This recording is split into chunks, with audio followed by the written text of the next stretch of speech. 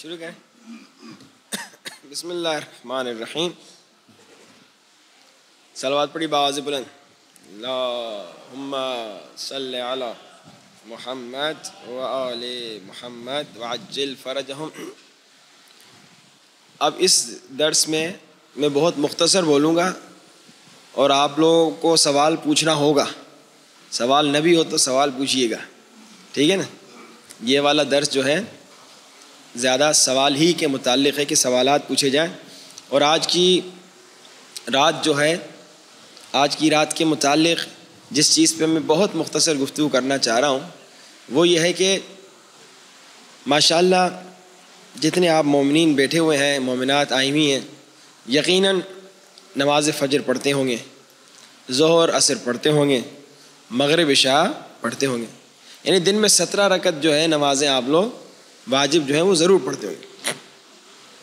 اب دیگر اور دوسرے مستحبات کی بھی تاکید ہے کہ بھائی ہر فجر کے بعد کی مستحب نماز, ظہر عصر کی, مغرب عشاء کی, لیکن سب سے زیادہ جس مستحب نماز کی تاکید ہوئی ہے وہ ہے نماز تہجد. نماز تہجد ایک وہ عظیم نعمت ہے جو اللہ نے ہمیں فری میں دے دی ہے. ہم نے اس کا حاصل کرنے کے لیے کوئی محنت نہیں کی, بلکہ ہم اس سے بھاگتے ہیں. بھاگیے نا. نماز تہجد کے متعلق علماء بتاتے ہیں کہ اگر کسی کو دنیا چاہیے تو نماز تہجد پڑھے, کسی کو آخرت چاہیے تو نماز تہجد پڑھے. اور ایک حدیث ہے رسول خدا سے, رسول خدا فرماتے ہیں وہ جھوٹا ہے. عجیب حدیث ہے بھائی. اللہ کے رسول کون؟ وما ينطق عن الهوى کی مصداق, اپنی طرف سے کچھ نہیں کہتے. کہتے ہیں وہ جھوٹا ہے جو نماز شب بھی پڑھ رہا ہے اور کہہ رہا ہے کہ میں فقیر ہوں, میں ضرورت مند ہوں. پتہ نہیں یہ حدیث آپ کو سمجھ میں آئی یا نہیں آئی. یعنی کتنی بڑی بات. اگر میں ریگولرلی ہمیشہ نماز تہجد پڑھ رہا ہوں اور پھر کہہ رہا ہوں ارے میں تو ضرورت مند ہوں, میں فقیر ہوں, یا میں جھوٹ بول رہا ہوں کہ نماز تہجد پڑھ رہا ہوں, یا میں جھوٹ بول رہا ہوں کہ میں ضرورت مند ہوں. سمجھے؟ یہ نماز تہجد پاور. ایک مومن مجھے ملا تھا, اتنا ماشاءاللہ مولا نے اسے رزق دیا تھا کہ آپ کے تصور سے باہر. میں نے پوچھا تمہارے اس رزق میں برکت کا سبب کیا تھا؟ اس نے کہا مولانا جب سے میں نے بزنس اسٹارٹ کیا تب سے میں نے نماز تہجد شروع کی. کہا مولانا وہ دن اور آج کا دن نماز تہجد نہیں چھوڑی. کہا میرے بزنس کا راز یہی نماز تہجد ہے. 2-4 اور باتیں بھی اس نے بتائیں, لیکن کیونکہ ہمارا موضوع نماز تہجد ہے تو اس پہ گفتگو. نماز تہجد دیکھیں شیطان کا کام کیا ہوتا ہے. شیطان کا کام یہ ہوتا ہے کہ ہمیں دور کرے نماز تہجد سے, اہل بیت سے, امام بارگاہ سے, مسجد سے. اور نماز تہجد کا کام کیا ہے؟ ہمیں نزدیک کرتی ہے امام حسین سے, امام علی سے, اہل بیت سے, مسجد سے. اب نماز تہجد 11 رکعت ہے, 8 رکعت ہے, پھر 2 رکعت شفع ہے, پھر 1 رکعت وتر ہے, تو یعنی اوورآل 11 رکعت. آپ نہیں پڑھ سکتے 11 رکعت, کوئی بات نہیں, 10 رکعت پڑھ لو. نہیں پڑھ سکتے 8 رکعت پڑھ لو. نہیں پڑھ سکتے 6, نہیں پڑھ سکتے 4, نہیں پڑھ سکتے 2. ارے بیکار آدمی, نہیں پڑھ سکتے 1 پڑھ لو, 1 رکعت, اتنی بڑی ڈھیل. اچھا نماز تہجد کیونکہ مستحب نماز ہے اس میں ایک بڑی آسانی ڈھیل. پتہ نہیں کبھی آپ نے سنا ہوگا کہ نہیں, چلتے ہوئے نماز پڑھو, ڈرائیو کرتے ہوئے نماز تہجد پڑھو. اچھا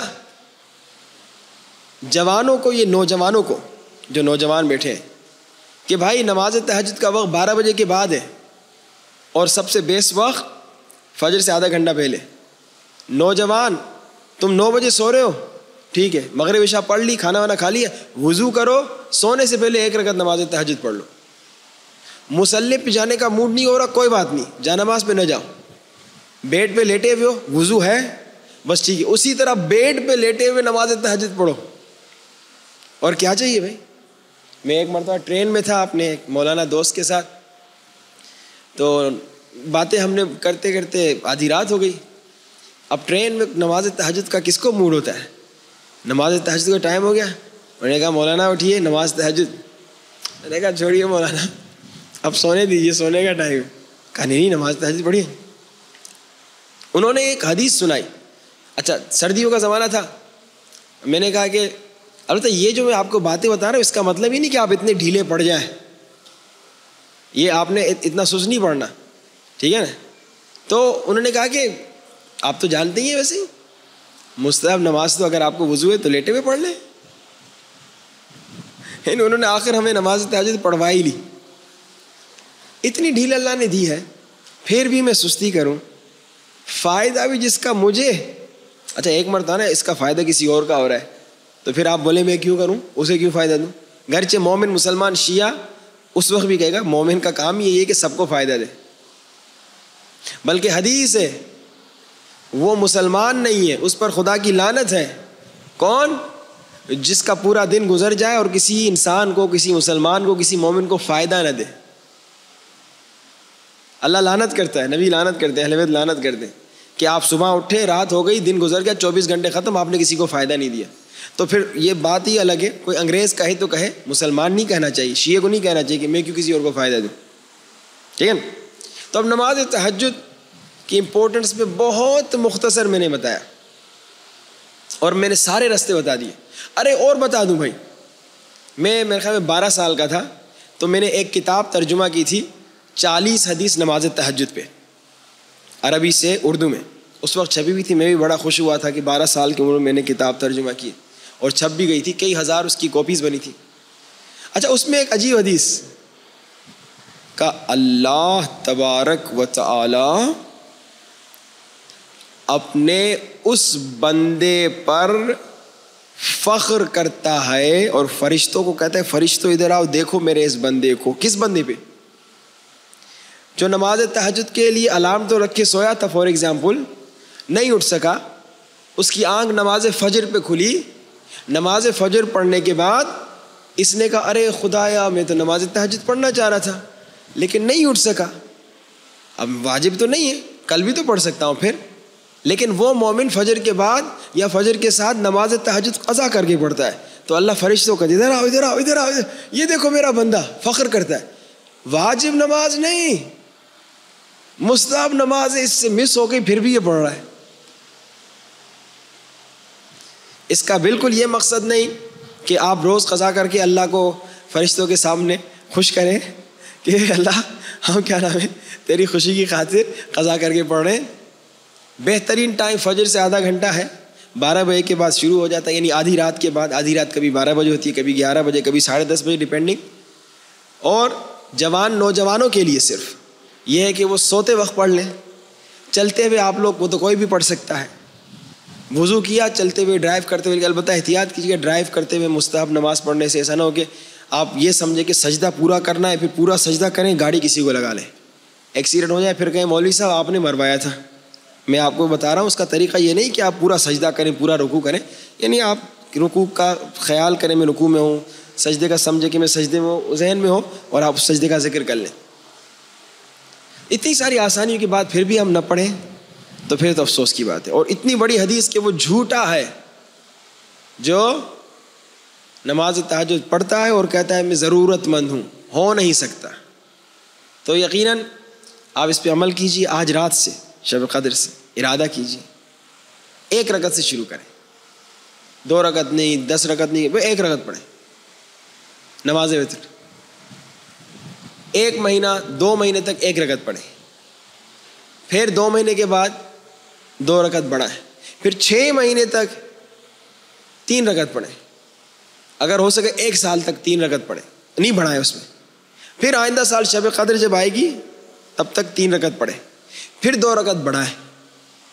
سمجھ رہے ہیں؟ شاید اس پروسیس میں آپ کو 3 سے 4 سال لگیں پوری 11 رکعت کی عادت بنانے کی، لیکن ایسی عادت بنائے کہ وہ 1 رکعت کی ایسی عادت لگے کہ وہ کبھی نہ چھوٹے، اس 2 رکعت کی ایسی عادت لگے کہ وہ پھر کبھی نہ چھوٹے، اور ایسے کنٹینیو کریں۔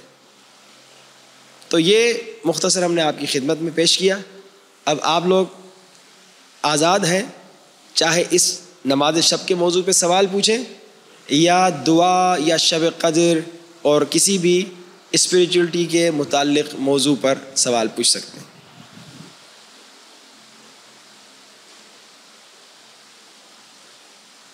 بسم اللہ،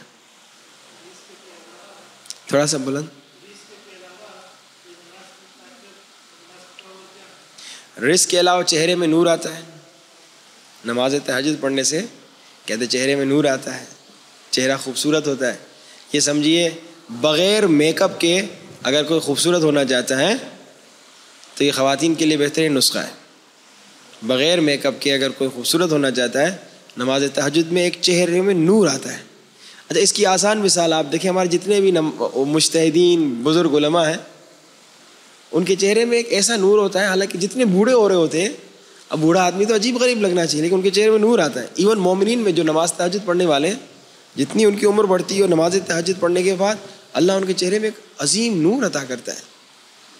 تو اور کئی دیگر فائدے اس میں، رزق بڑھتا ہے، نور چہرے کا بڑھتا ہے، دنیا آخرت کا فائدہ ہے کہ آیت اللہ سید علی قاضی نے کہا دنیا چاہتے ہو، جو کچھ دنیا میں کسی چیز میں کامیابی، نماز تہجد، آخرت چاہتے ہو، نماز تہجد۔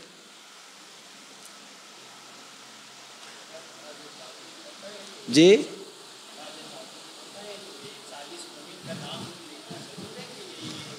نماز وطر یعنی جو آخری رکعت ہے، جو قنوت وطر، اس میں ہم کہتے ہیں 20 مردوں کے نام لو، 20 زندوں، آپ 30 کے لے لیں، 40 کے لے لیں، 50 کے لے لیں، لیکن اس میں جو دعا آپ پڑھتے ہیں نا، اللہم اغفر للمؤمنین والمؤمنات، اس کو آواز نہیں آ رہی ہے؟ اچھا، اس میں جو دعا پڑھتے ہیں نا کہ اللہم اغفر للمؤمنین والمؤمنات والمسلمین الاحیاء منہم والاموات، یہ بڑی پاورفل دعا ہے، سپر پاور دعا ہے، کمال کی دعا ہے۔ اگر مثال کے طور پہ آپ 20 مرحوم زندوں کے نام بھی نہیں لیتے، یہی دعا پڑھ لیں گے تو کور ہو جائے گا۔ لیکن ظاہری بات ہے جب اللہ نے موقع دیا ہوا ہے کہ اپنے مرحومین کا نام لو، اپنے زندہ ماں باپ کا نام لو، تو کیوں نہ لے آدمی۔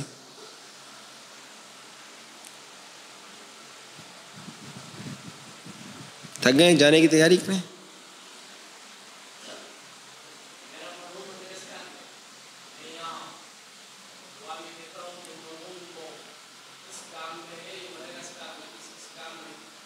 مل جائے گا آپ کا۔ ان کا سوال یہ ہے کہ ہم یہاں پہ رہ رہے ہیں، ہمارا مرحوم ادھر ہے، مرحوم یا زندہ؟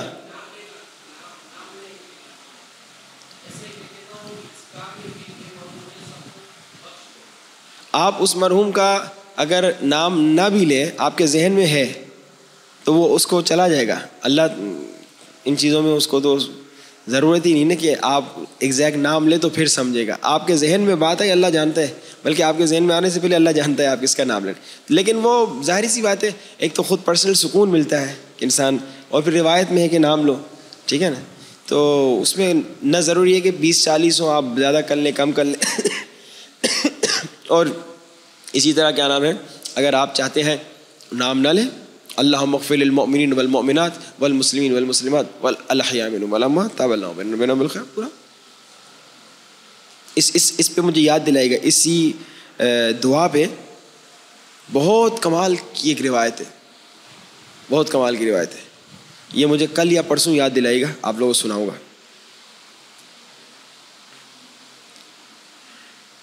بھائی آپ نے درس رکھا ہے تو کوئی چائے بسکٹ کیک رکھتے نا تو ان کی بولتی کھلتی ہے نا۔